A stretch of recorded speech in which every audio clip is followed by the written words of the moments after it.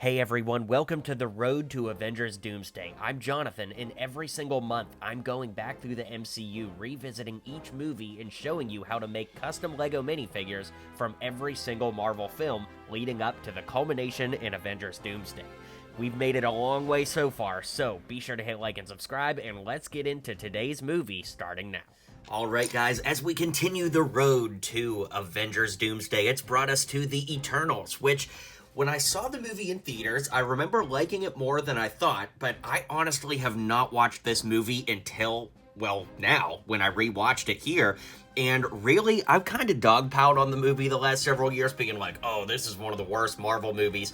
To be honest, while it's definitely not my favorite, and it is in the bottom 50% of the MCU for me, I did like it a lot more than I remembered. So, it was a fun rewatch. It's a long movie, though, that's for sure. And the reality is, I appreciate you clicking on this video, but we all know that this is probably going to be one of the least viewed videos from the Road to Road to Doomsday saga. So, be sure to drop a like on this. It would help me out a lot. I appreciate it. And for all the Eternals fans watching, let's get into how to build these characters and make better versions of just about everybody. So needless to say, you're going to need all of the Eternals minifigures from the sets years ago to make everybody from this. I mean, that shouldn't be a surprise. But the only Eternal that I didn't do any kind of change or upgrade to, honestly, is Ajax. I think that this figure works out just fine, as is straight from the box. I think I changed the hair back when I did the original showcase, but I don't know. In my older age now, like 4 years later, I just don't think there's any change that's really necessary here. That being said, everybody else gets at least one change or upgrade, so let's get into that.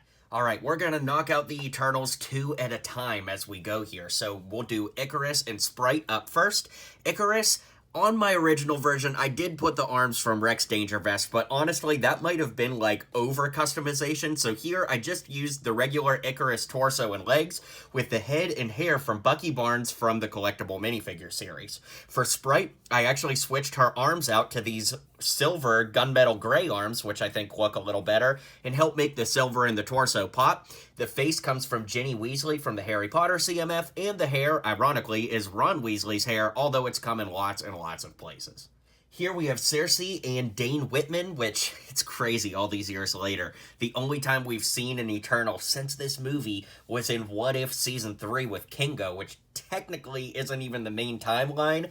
And Dane Whitman, you know, he picked up the Black Knight sword and it just never went anywhere, so yeah, it's crazy. Anyways, for these two, the only changes I made were adding dark green arms to Sersi, which I think look really good.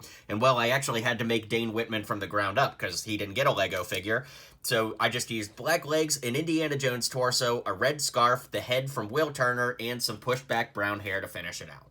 Up next, we've got Thena and Gilgamesh, both really cool characters in the movie. I thought that they both had a lot of character depth too. So for Thena, I used the official figure, no changes or upgrades, with the exception of adding the DC EU Wonder Woman head. So either of the Gal Gadot figures I think work really well to have that band going across her forehead.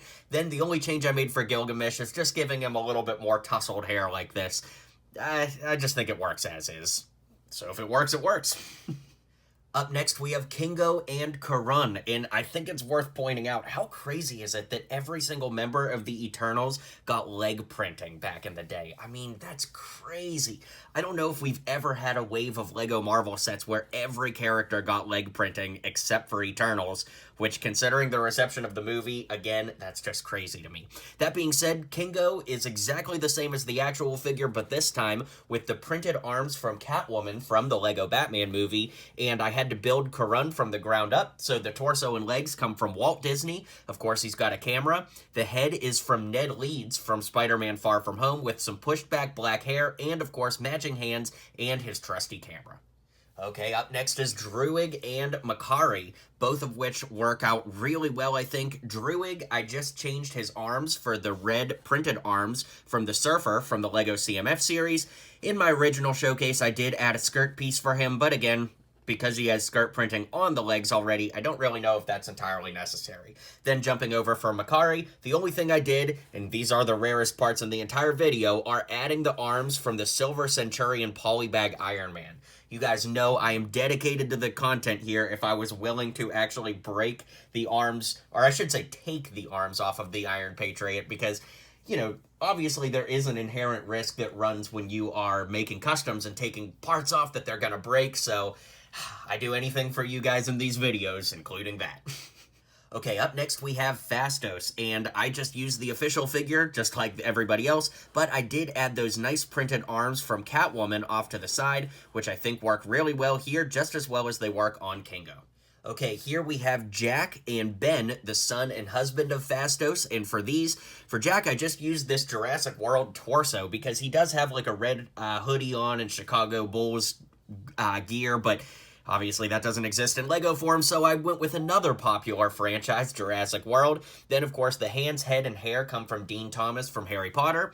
Then, for Ben, I used the legs and torso from Ned from Spider-Man Far From Home, although I think they were also used in the Harry Potter line, too. The hands come from Dom Toretto, the head comes from the Pharrell Over the Moon set, and he's got the flat-top black hair to finish the look. And finally, at the end of the movie, we have Eros and Pip the Troll, another scene that literally went nowhere in the MCU, and honestly, at this point, probably never will. That being said, Pip the Troll has a little butterbeer from Harry Potter as his accessory with orange hands, because he actually has, like, big, hairy orange arms. The torso is flipped around from Mantis with some mid-sized legs, the head from Lupin from Harry Potter, and Ron's hair from Harry Potter as well. Then for Eros, the torso is flipped around from Thena, ironically also from Eternals, with the legs from Kai from Ninjago with red arms, tan hands, the young Han Solo / Hawkeye head, and some regular dark brown hair.